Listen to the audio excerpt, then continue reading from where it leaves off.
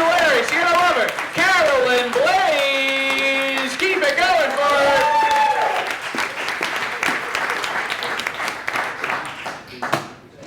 Hey everybody.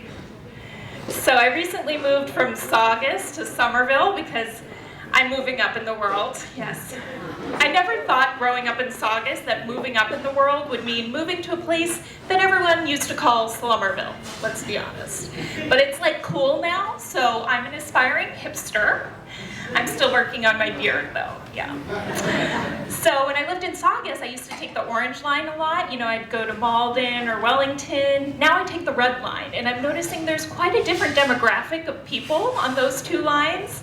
The other day I got on the Red Line. I literally heard these two guys discussing the ecosystem of cicadas. Yeah.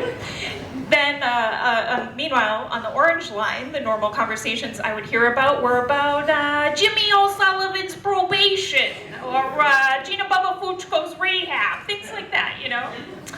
But I fit the Orange Line demographic when I was riding it because at the time I was 34, unemployed, and living with my parents.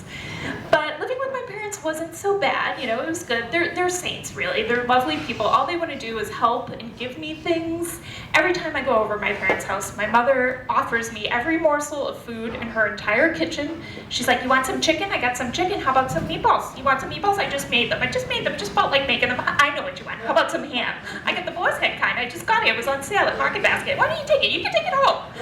Then, when I refuse that, out of desperation, you know, she just starts looking around her house, panicking, offering me random things like, how about this lamp? You want this lamp? Why don't you take this lamp? It works fine. It's cracked down the center, but whatever. You just turn around, nobody sees. Why don't you put it in your apartment? It's always so dark in there. Why don't you take it? Just take it home. I swear nothing breaks my mother's heart more than when I buy something that she already has that she could have given me. I just started a new job recently and I needed stockings, you know, like you do. And God forbid I spend the 60 cents at CVS to buy stockings when my mother has 90 unopened pairs at home.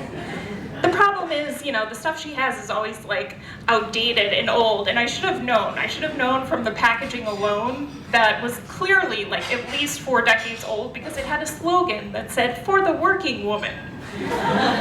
But I gotta tell you, nothing makes a better first impression than stockings that have lost all elasticity and are hanging down by your ankles. What else? So you might have guessed, I'm single. But I'm doing the online dating thing, I am. And I gotta tell you, it's the worst. Yeah, it is, yeah. You know, I'll be messaging with someone, having a lovely conversation back and forth, when all of a sudden, out of the blue, no explanation at all, they just stop responding. Yeah.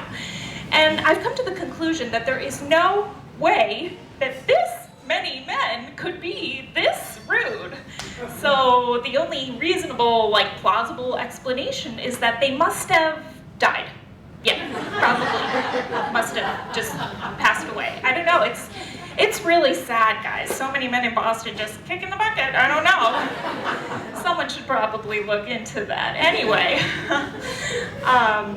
so I was dating this one guy recently, and he said, "I like you. You're fun." That's inaccurate, A.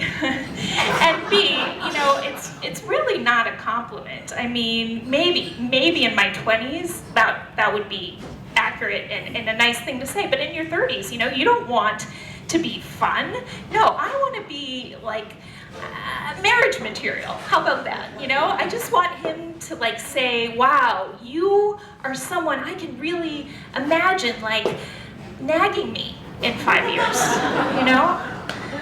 Dating is hard, guys, though. It really is. I mean, it's a lot of work, you know? You have to Google the person. You have to stalk their Facebook, Instagram, Twitter, LinkedIn, Snapchat. I mean, the list goes on, you know?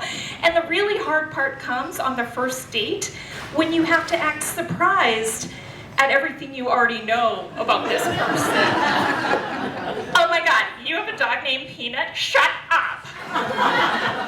Oh my God, you were a Siamese twin, but separated in a risky procedure from your sibling, but you both survived, but now you have a third nipple? Get out of town! Okay guys, thank you, I'm Carolyn Blaze.